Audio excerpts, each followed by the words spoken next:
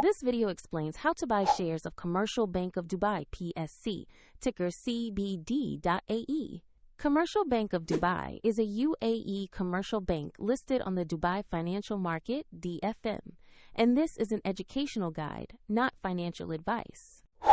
To buy shares, you need a broker. I'll use eToro as an example to show the process. After registering, you must verify your account, typically by uploading an ID and add funds before you can place an order. Use the platform search bar and type the ticker CBD.AE to find the listing.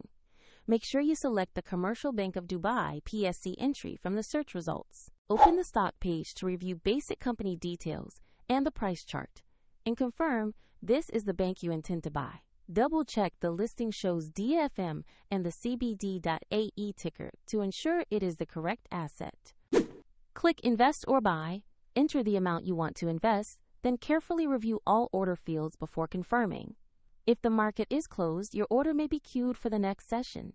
And if you do not have sufficient funds, the platform will prompt you to add money before confirming. Once executed, your position will appear in your portfolio where you can monitor it over time. A link to eToro is in the description if you want to follow the same steps.